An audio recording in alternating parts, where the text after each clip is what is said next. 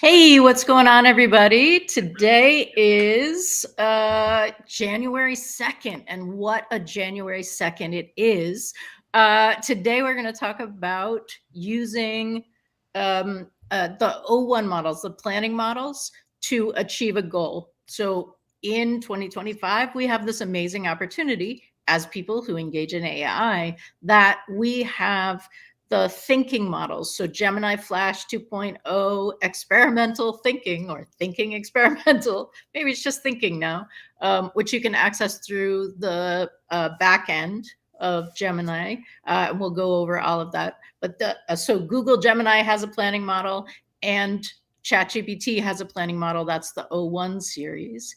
And it's something that is designed to spend a little bit more time thinking about what you've asked for, thinking about the prompt, and being able to create something comprehensive. And today we're going to talk about that, because if you are like us, we have some thoughts about what we think 2025 should be like, and what we would like to receive or achieve in this time period. So hello, I'm going to toss it over to Andy while I get the chat set. Hey, Andy. Right. Good morning. So yeah, we now have available to us thinking models. Now, thinking models are a little more expensive to use, and they have a higher latency, meaning that they take a little bit longer to respond because they're thinking through the problem step by step. But they dynamically allocate the amount of that thinking compute time, so that if you pose a very simple question to O1, the OpenAI thinking model, it might come back and say, I thought for 1 second. That was all I needed to figure that one out. But there are other problems that you can put in front of the thinking model that it might take 30, 40, 50 seconds of thinking before it feels like it's done the iterative calculations of possibilities and thought through all the processes to get to a response that it finds satisfactory and is ready to present to you. So frankly, these thinking models are applicable to, and probably should be reserved for, more difficult problems that require such step-by-step thinking. So the typical ChatGPT user probably doesn't need to use O1 for anything other than the most complex reasoning questions that you might have. And I'll give you some examples of those things that you might use it for.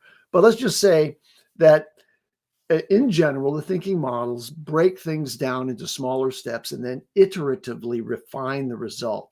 So they're doing the question answering multiple times and evaluating the responses that they generated before they arrive at a final solution. Okay, well, where would you need that? Well, complex math. How many of us are asking complex mathematical problems? For example, geometry problems that require multi-step calculations, such as, okay, I got to determine the area of the overlapping geometric shapes and then figure out what that intersection has as import to the next step. And I don't think I've ever asked a question like that. But the Math Olympiad benchmark problems are showing that these thinking models do much, much better than the prior models do on that sort of thing.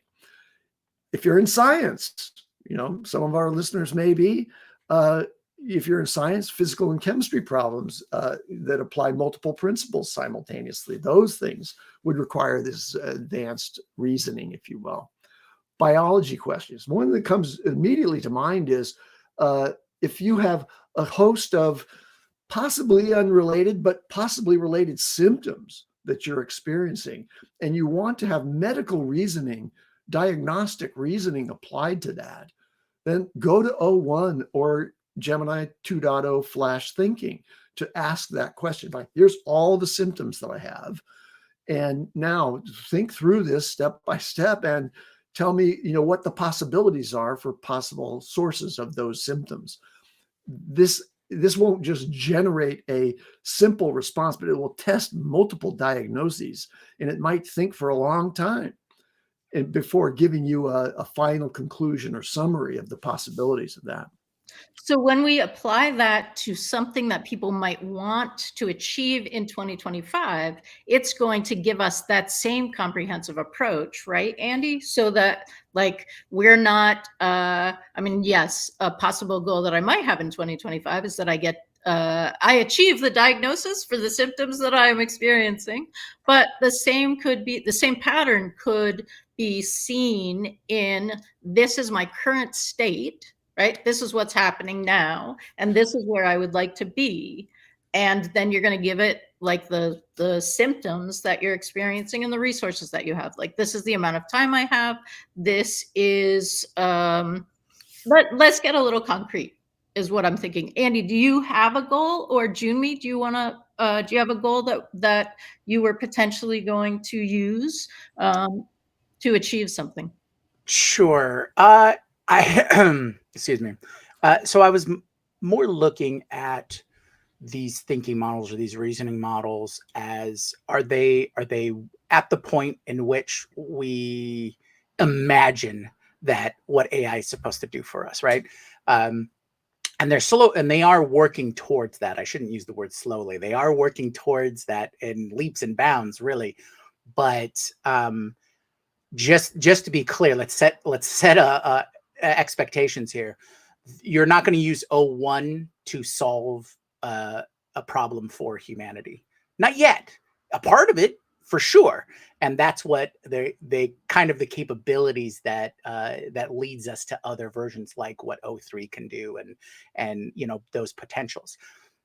But what it can do is it can break down those larger questions that people tend to ask, which makes it a little easier to interact with. And that's the biggest thing, right? Early on with a lot of the models is you had to be very particular on the way in which you framed the request or the prompt, right?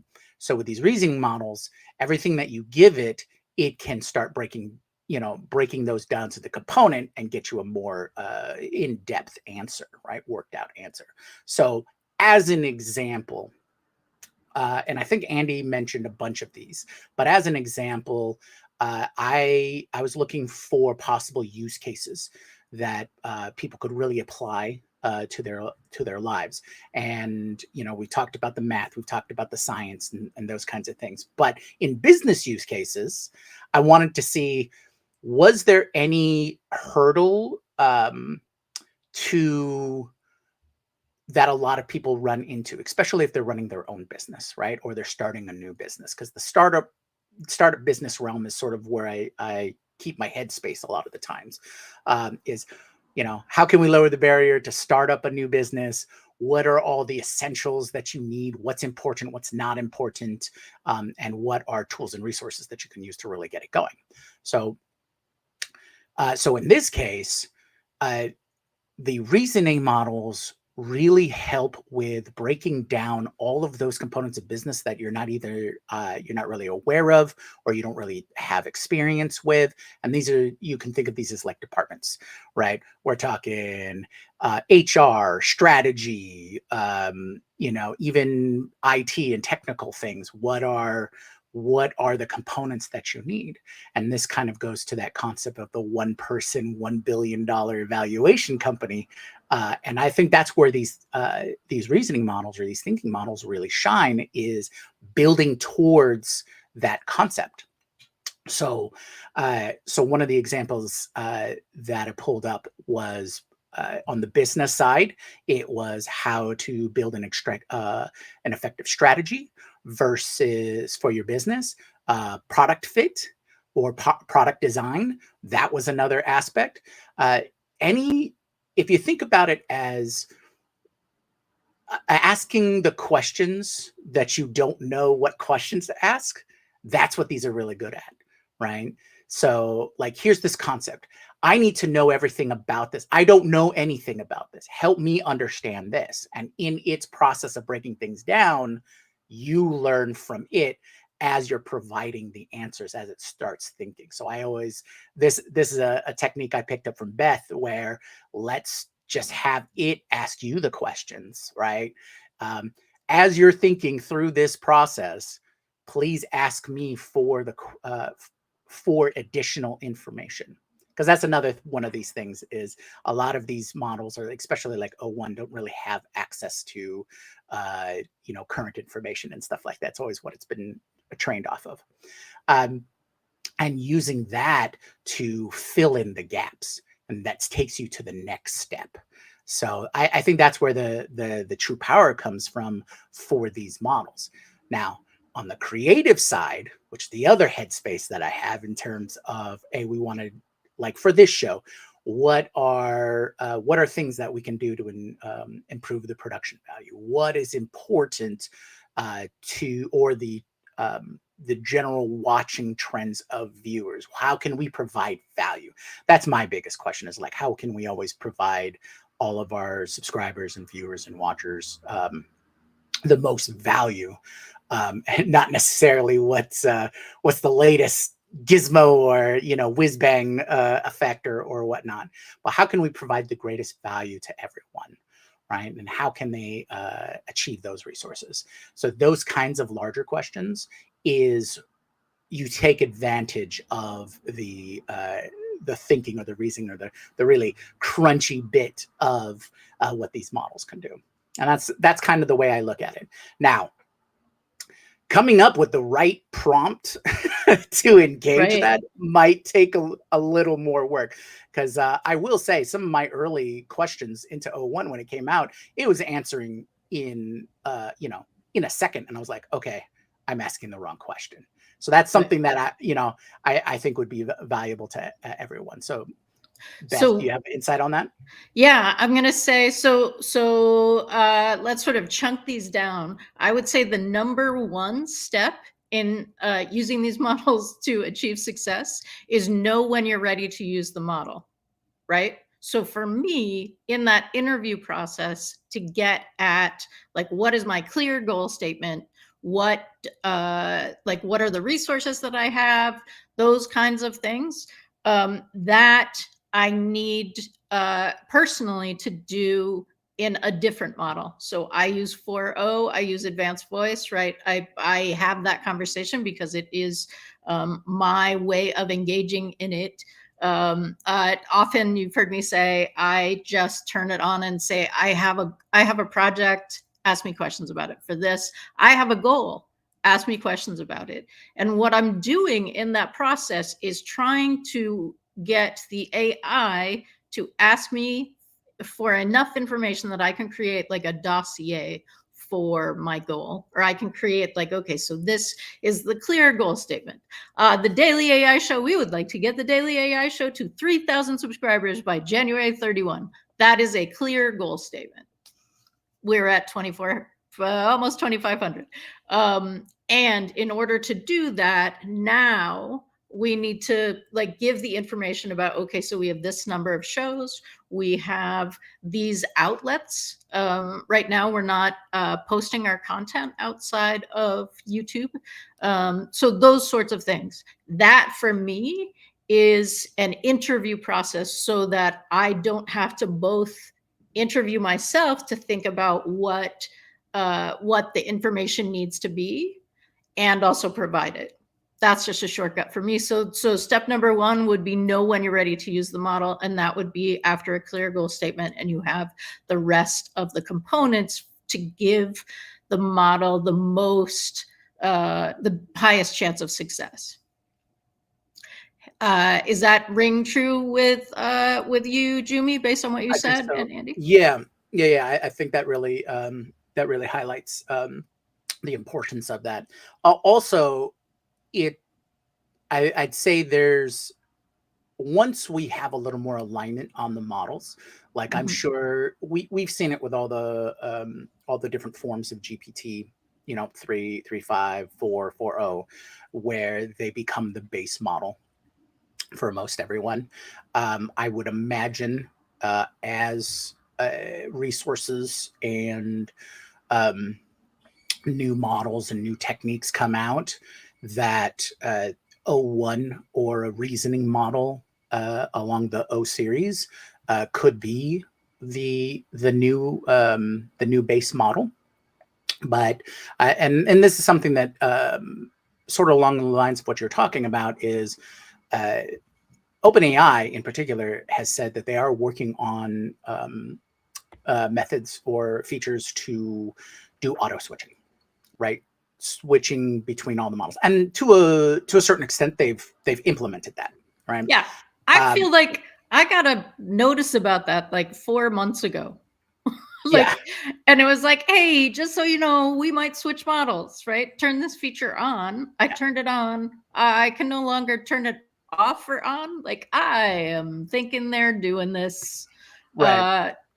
Definitely in the beta testing phase of these kinds of things. And this is a completely side note, but you know, the AI companies do releases and their hype cycle a little differently than other tech that we've seen out there. So probably because they're on a much shorter timeline of as features comes out, and it seems that the competition in terms of attention is getting a little heated there. I always want to keep their jockeying for position or whatnot, but that's a side thing. But yeah, it's that switching thing makes the model choice, or as that develops, will make the model choice less of a conscious choice, effort that you have to spend to choose which process. So it'll be nice when we see a more collective, like this becomes the OpenAI experience, right? It will choose the model that you need to do all these processes. Now, as a foundational point of how to think about interacting with models, I think that's a very good skill, because remember, we are at the clear platform agnostic period. Everybody's coming out with great stuff, and you shouldn't put all your eggs in one basket, as the saying goes, because things are changing, new features are added, and we talked about it on the show, like Claude 3.5 Sonnet has been excellent for us in just getting a more nuanced or developed output, especially when it comes to content development and things like that. So versus some models that are better at just cranking out code, or other tools that are better at cranking out code or doing the math, or those kinds of things. So we're going to see, or to illustrate my point, there's just so many options. Give Claude 3.5 Sonnet short shrift on code. Yes. Sorry, I didn't mean to say it wasn't. Right, you're right. You're right. There, it is excellent for that as well. But again, my point just being that we're in that platform agnostic phase, and so just having the ability to approach any model in its its best practices or use case scenario, and being able to think that out and know how to access those models, that's great foundational skills. For sure. Right. So speaking Andy, speaking of models, I think it'll be useful for us to cite some of the differences between O1 and Gemini 2.0 thinking. And before I do that, though, let me just say that one of the exercises that I think is aligned with what you were talking about, Beth, in terms of goal and planning for 2025, since we are here at the beginning of the year and you want to, achieve great things, I'm sure, is the O1 model is part of the ChatGPT interface. And if you're a Plus user, that is, you have an account there and you have been paying for it, then there is memory about you in OpenAI. And you can now select the O1 model. And the O1 model, compared to O1 Preview, has vision. So here's a use case example that you can use for planning your 2025. Many people are doing a thing called a vision board for 2025. It's kind of an interesting approach to collecting images that kind of are evocative of what it is that you want to feel like or become in your future. Like, what's my vision for what life is like in 2025 and beyond. So imagine taking a vision board exercise that you've done or do one, and assemble those images and then present it to O1. And then also ask, as some people are doing now as an exercise, and I've seen some AI influencers on social media sort of showing this capability, have O1, the thinking model, respond to the question, what is it that you know about me? And I want you to evaluate that in terms of where I can improve myself and moving forward, what I can do. And here's my vision board for what I think, but I want you to think back on what it is that I've said before and what you know about me, and try to identify some areas that I think, or that you think I should work on in 2025. Mm-hmm. A reasoning model like O1 can handle that kind of task, but the simpler models cannot.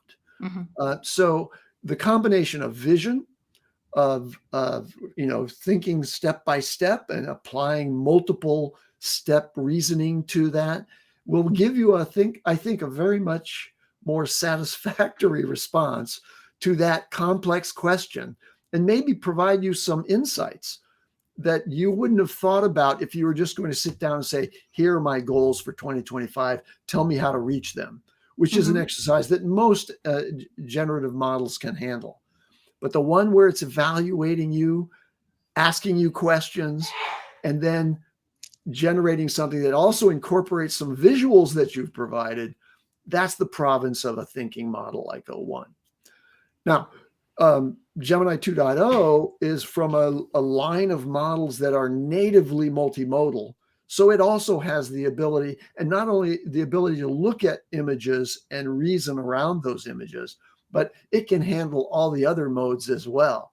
So it may, though I haven't played with it, I'm kind of caught over here in the OpenAI world, it may be even more capable on that. And there are some other differences. One of them is that the latency of 2.0 flash thinking is smaller. That is, it responds faster than does O1. And it has I found two different sources. One suggests that the Gemini models have a much larger context window, but it appears that O1 actually has a larger context window than does flash thinking. So if you needed to provide it with a lot of information in order to apply that reasoning capability, you might find that I think it's 32,000 for Gemini 2.0, and it's 128,000 tokens for O1. And then do you guys have some thoughts about other differences between O1 and Gemini 2.0? Well, yeah.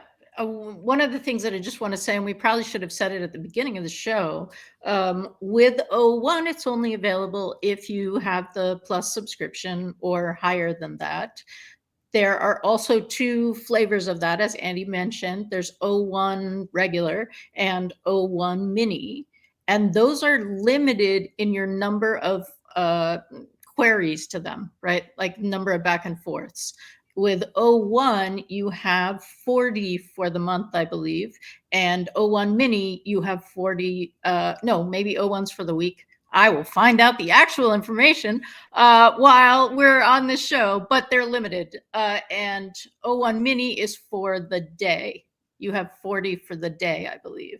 And Gemini doesn't do it the same because it's not actually, it's an experimental part of their process. So I suspect it's also limited in the back end. But as far as I know, they haven't come out and said, this is the exact number that you can engage with back and forth. Typically what happens on Gemini's limited models is you'll get a message like, you're just about up, right? Like you don't have more. And then you'll get a message that says you've exceeded the allotment and come back in whatever period of time that is. So another difference is that Gemini 2.0 flash thinking explicitly shows its reasoning process without prompting. It will tell you what it's doing as it's doing it. You can get O1 to do that if you prompt it to do so, Like ask it specifically to, as you go through your step-by-step reasoning, please show me by presenting output in the chat about what each step is and what you're doing. So, but it doesn't normally do that. It does that sort of behind the scenes. It's step-by-step reasoning, and then we'll come up with the answer. So Amazon Andy has a great comment. I just want to say the reasoning or thinking functionality is essentially looking at the computational space and having a clear outcome objective in that domain. If the model has appropriate data, is where it shines. And that's totally, yeah, that's also one of the secrets here. Thanks for wording it that way, Amazon Andy, as opposed to our AI Andy right here. Thanks. Well, I mean, this also goes to that concept of providing the data, right? Like you set up, Beth, where your initial session would be to discover everything you need to tell the old one model in another model, and then providing all of the information that it properly needs to give you a great response. I wanted to highlight, Andy, what you were talking about, the asking it about yourself and that whole memory aspect. I think this is a really undervalued ability or function of these models. And this kind of goes to what both of you have been saying about providing the data that it needs. I think there's a huge amount of, for lack of a better word, productivity barrier that you can overcome by having the model understand how you work, right? You know, because a lot of us in any working environment now, if we cannot communicate effectively and we aren't working, or we don't have an alignment of how we're doing processes, right? This is why you create process sheets and SOPs and things like that, so that you're all working the same way towards a goal, right? So that's the same thing that you're going to do with these models, is have it understand how you are working or how you want to work, and that will increase the value of your time spent with it and the output that you're getting. So I think that's a key point to really to highlight for everyone is, hey, just get it on the same page as you, and you'll, sky's the limit. Right. And that's one of the things that I think having your process that you like to engage with, right? And again, for me, that is a voice interaction that is eliciting the data that I need to give in order for them to have enough information to plan the things out. And so generally that's like a concrete goal statement, something like we want to grow the podcast, but a concrete goal statement is 3,000 subscribers by the end of January, right? So now that has constrained it into a clear metric. We can totally measure it. We have a limited timeline, which helps create the environment in which to have the motivation, because it's not urgent, but it's kind of urgent. And so then the next thing is to identify any resources that you are currently working with, so that it understands your sort of tech stack, or how much time you have, right? Like, what are your resources? Then likely what it's going to give you is an implementation framework. And that's something that, again, in this back and forth, like, you can ask for that. If you are someone who wants it broken down into specific 15-minute increments, or you want 3 things that you're going to do every day, right? So those get at Jyunmi's thing of how you like to work, right? So you are going to give that as your reset as well, as your resource as well. You're going to talk about that. Let's see. So these are things that came up in a search that I did. So we have core planning components, your goal definition, your resource assessment, and then your implementation framework, which would be milestone structure. Like, what are your measure milestones that you want to look at? And then like an organizational system, like how do you want to progress this? For us, it's likely we create a plan up front and then we work it throughout the day, but it may, or throughout the month. But it may be that your goal is something that you need to build individual components and then boom, it happens, as opposed to like an iterative everyday kind of thing and you'll see results. And then you want to give it success factors. And you want to give it success factors because you want the success factors, right? It is, so in that context, we want, I mean, now I'm saying it. Hey, everybody, welcome to my goal. I'm setting the goal for the Daily AI Show that we're going to reach 3,000 subscribers by the end of January. The success factors for that would be the subscriber count on our channel, but it could also be the number of people who attend the live, the number of comments, right? So I could have some success factors that are not literally the statement in the goal. And that's something that O1 can also help with. Hello, Jazz. Jazz has made its second appearance on the Daily AI Show. Okay, so Andy, what do you think about that sort of laying out? You have done way more management of projects than I have. Well, I have often used models, but not yet the reasoning models, the deep thinking models, the ones that can, do a deep logical reasoning for this purpose. But I have done some projects in development where I use the large language models to lay out the entire product requirements document and the full set of objectives and steps that are necessary in order to arrive at a fully functioning work product that in code, even though I'm not a coder. So I do have some experience with that. But I would need to try that now with O1 to see if it does a better job at that than even the earlier models, because I've been working in this domain with the kind of thing that I've shared with us together on the AI show. I've been doing that for a couple of years now, and the models that I was using originally, I was astounded at how effective they were at understanding the world of product management, and then doing the detailed descriptions that are necessary to provide to an engineering team. Well, wow, now I suppose that O1 could be given even more complex requirements at the sort of the high level, just in terms of text or conversational cues, and then generate, based on its extensive training and its reasoning capabilities, a very coherent and thorough and effective work plan for almost anything that you want to do. If it can do that for code, it probably can do that for whatever project you have in mind. So project management and product management, those are two domains that there's been a lot of information delivered to the large language models.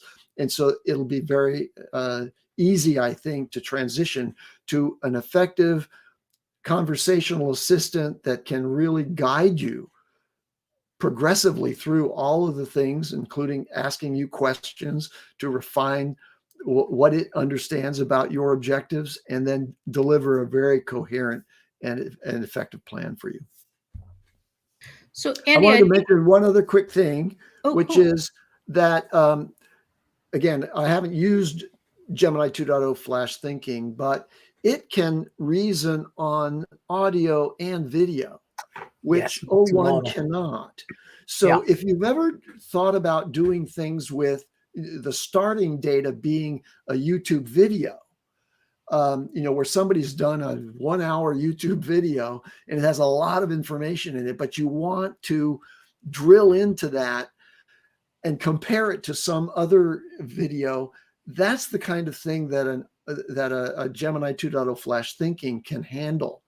I haven't tried it, but the thinking process, that reasoning process, is very important when you're trying to do comparative analysis. Like, oh, find all of the sort of talking points in this video and what the thesis is of this, commentator's point of view is, and compare it to this one. That can be done with these thinking models in a way that the other ones would really struggle with, I believe. Yeah, that's a really good point, is the multimodal aspect. And I'm personally excited about flash thinking is because of that, and how we can apply it to DAS, right?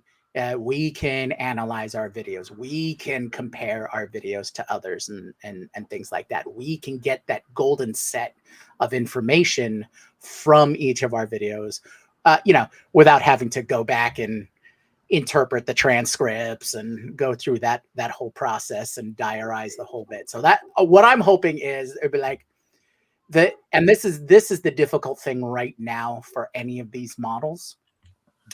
You can't just say, hey, go take a look at the entire of YouTube, compare our videos to that, and tell us what we need to do specifically to make our videos perform better than those other videos. Mm-hmm. You can't do that. Not yet, but we can do it all more on the micro scale to give us insights and whatnot.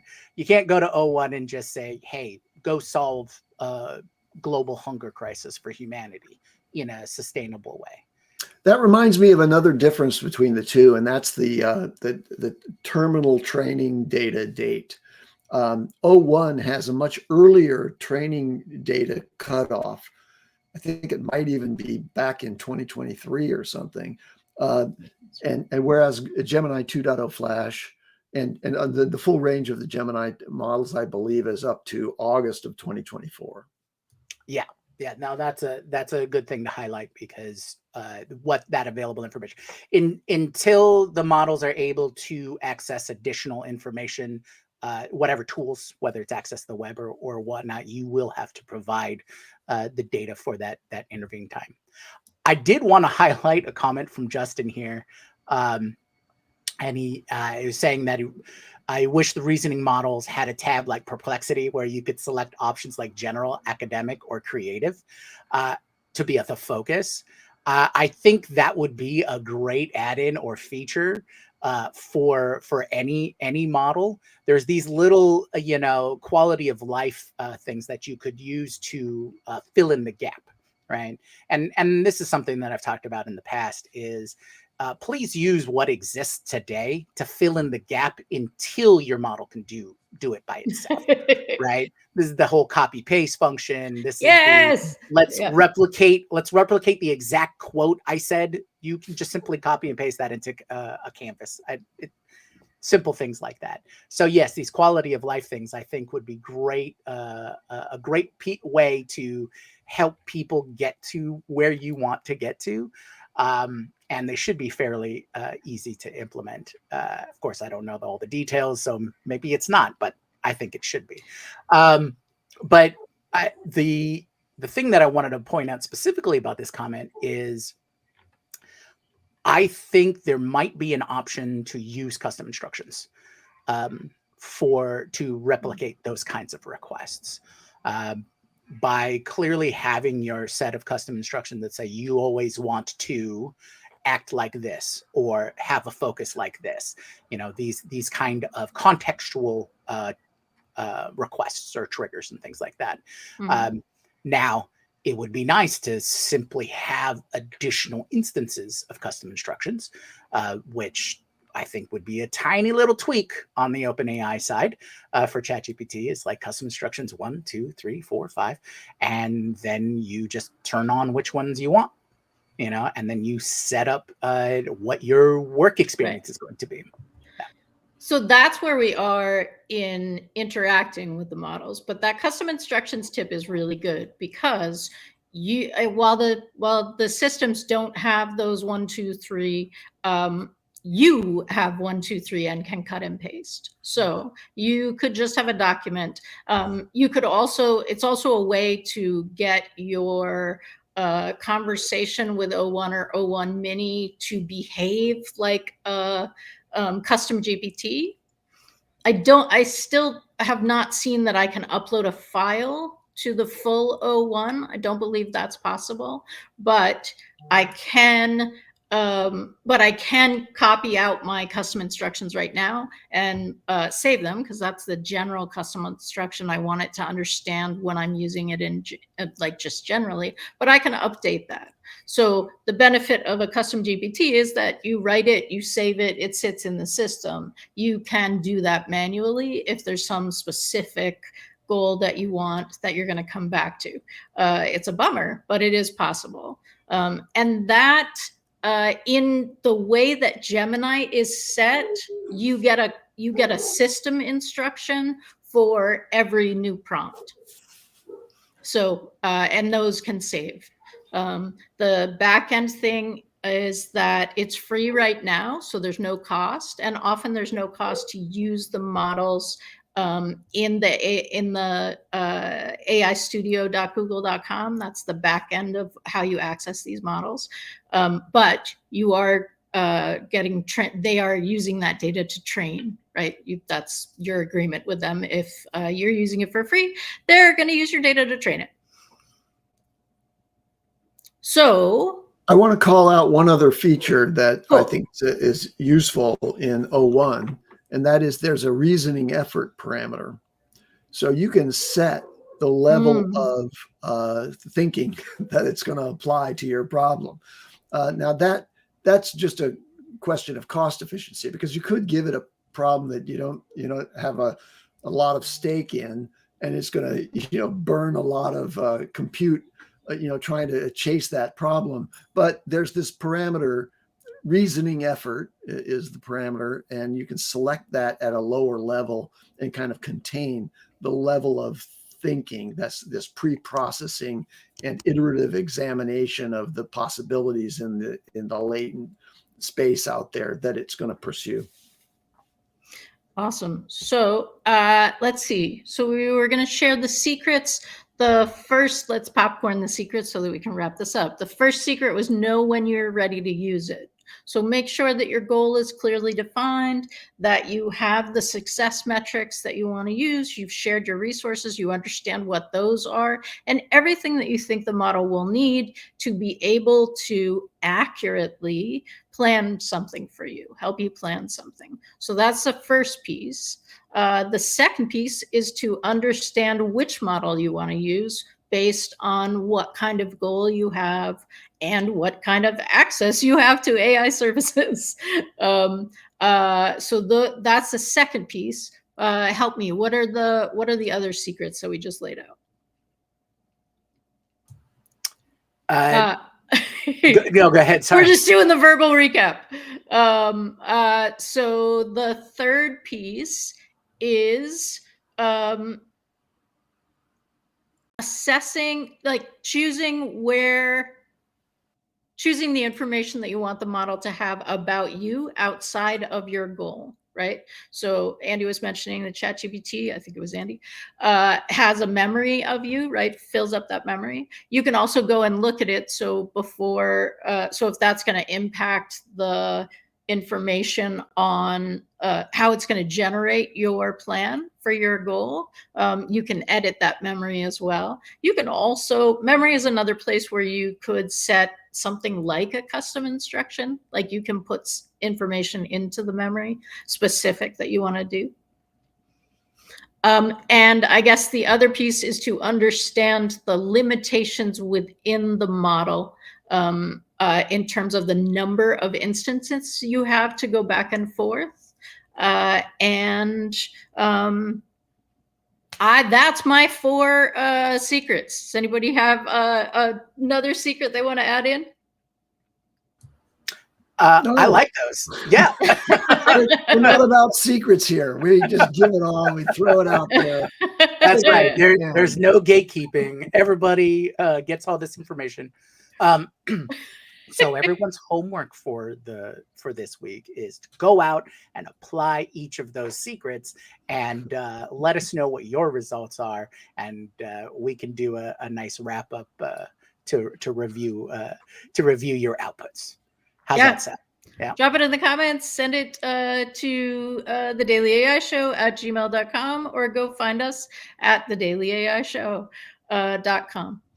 And thanks. We got a great show for you tomorrow. We're going to be talking about the new rules, 2025 new rules for prompt engineering. So we hope that you will come back for that show. Monday, we did our prediction show this Monday for like the real predictions. The next predictions that we're doing on Monday are like wacky pie in the sky. So dream big and join us for that and share your like really, let's do it. Like great. One fact check quickly is that Beth, I think I heard you say that you didn't know whether you could upload a file to O1. Yeah, can you now? Yeah, absolutely you can. Oh, yeah, awesome. Vision, and you can add files and everything. Yeah.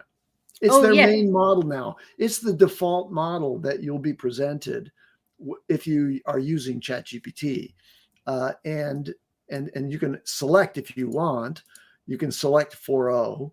But O1 and O1 Mini are their main models, and most of their chats are being sent to those. Wow. Wow. Because that means that the main models that they're offering you are their limited ones.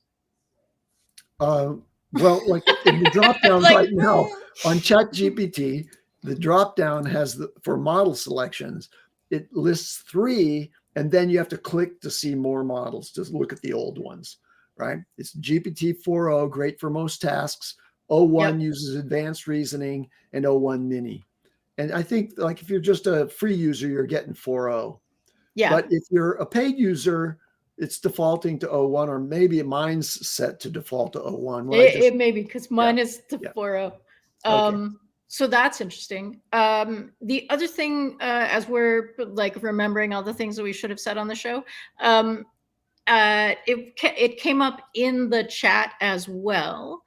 Claude doesn't have a separate reasoning model, but anecdotally, people have compared the results that they get from O1 with Claude, same kind of thing. I have a goal, I want to reach it.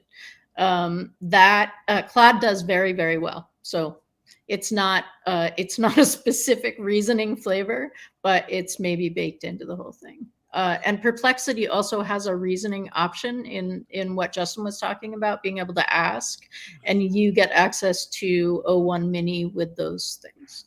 All right, that's really the end. Thank you so much, and we hope to see you at another show tomorrow or Friday or next week. Have a good one, everybody. Aloha. Have a good one, because we're gonna get the actual clicking of the button. Thanks. Have a good one, everybody, for real.